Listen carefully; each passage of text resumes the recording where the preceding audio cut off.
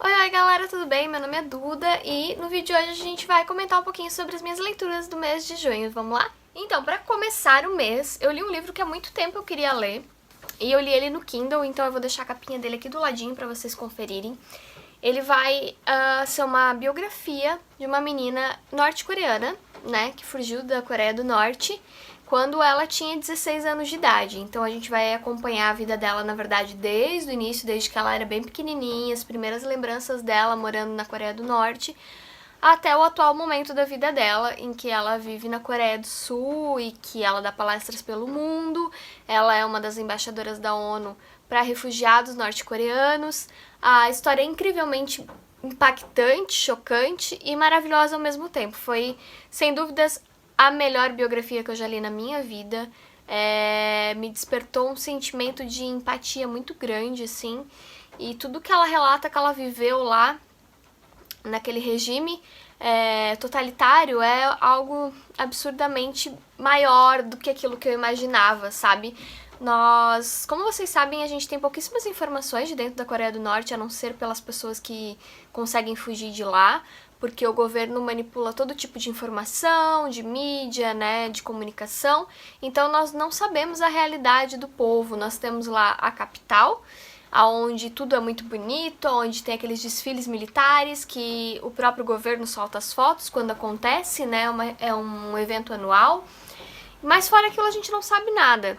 A verdade é que a Coreia do Norte é um dos países mais atrasados e pobres que existe hoje em dia. A população passa fome, eles são super atrasados em questão tecnológica, a manufatura, basicamente, né, o povo vive de agricultura, mas mesmo assim ainda é uma agricultura bem arcaica, medieval.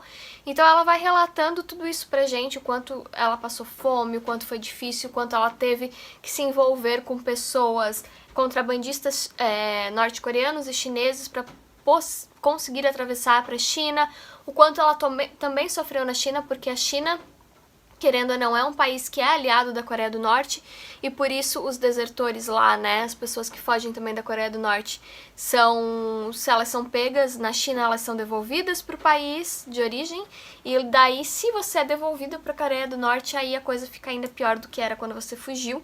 Então muitas pessoas por isso não têm coragem de fugir, e é muito interessante, tá? A história dela é inacreditavelmente incrível, perturbadora, chocante, emocionante, e vale a pena cada página, cada palavrinha que ela escreveu lá, e eu acho ela de uma coragem incrível, e eu acho que vale muito a pena mesmo você ler e conhecer essa história, que eu fiquei assim apaixonada por ela e pela história dela. Então, Para Poder Viver é um livro que vale muito a pena, 5 estrelas, favoritado, foi o primeiro livro que eu li. Eu tinha muita expectativa deste livro e ela se cumpriu, assim, maravilhosamente. Eu fiquei muito feliz de ter feito essa leitura e de ter expandido o meu conhecimento acerca desse país que eu tão pouco sabia, que tão pouco sabemos todos. E é isso. Aí o meu segundo livro, eu li no Kindle, o meu segundo livro que eu li esse mês de junho foi um livro físico, que foi Psicose. Eu mostrei ele no meu vídeo anterior, que ele é um dos mais recém-chegados na minha estante.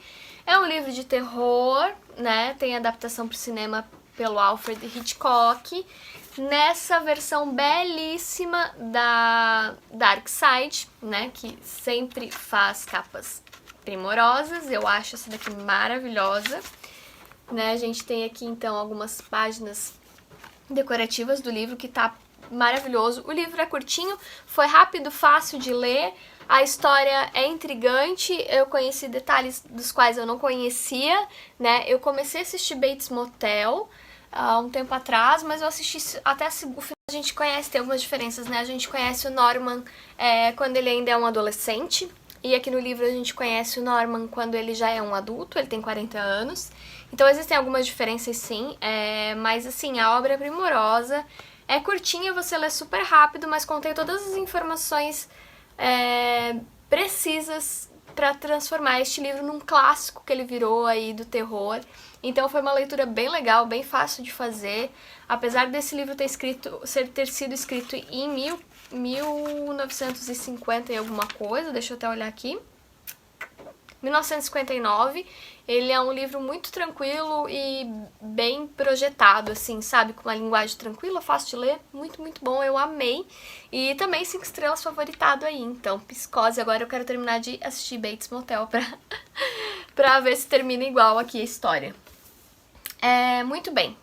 Neste mês, as minhas leituras não foram tão rápidas quanto no mês anterior, mas também foram muito proveitosas e, por enquanto, não terminei a minha última leitura deste mês, que eu acredito que vai demorar um pouco mais, porque é um livro bem grande, calhamaço real, de 800 páginas. Eu tô lendo, então, Jane Eyre, da Charlotte Brontë, uma das irmãs Brontë. É o primeiro livro que eu leio delas. Eu tenho aqui outro livro, que é O Morro dos Ventos Uivantes, que eu tenho muita vontade de ler também.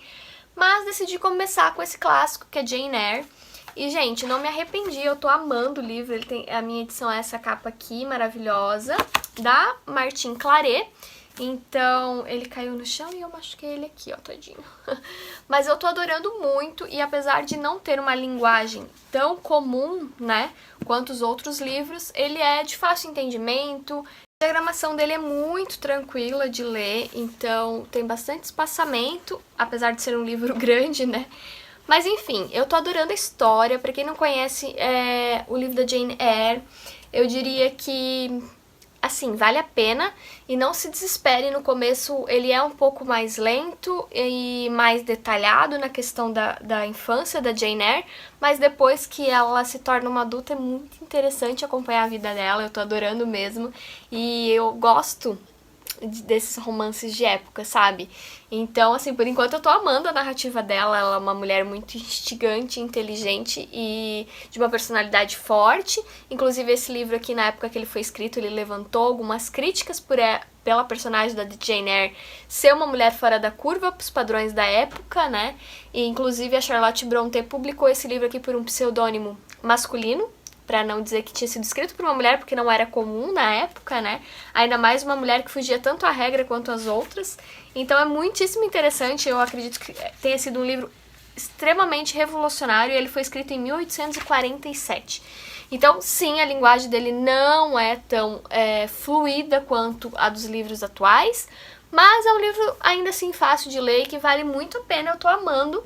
E é isso, gente. Então esse daqui é o livro que eu possivelmente vou terminar de ler agora no início de julho. E depois eu conto as minhas outras leituras do mês de julho no finalzinho pra vocês. Esse livro aqui, por ele ser bem grande, eu tenho evitado levar ele pros lugares, principalmente pro trabalho, porque eu leio sempre na hora do almoço no trabalho. Então eu tenho alternado ele com uma outra versão no Kindle, que eu acho que também é uma versão da Martine Claret. Ah, não, é da Azahar, de clássicos da Azahar, e aquela versão no Kindle tem ilustrações, é bem bonitinho também, esse aqui não tem.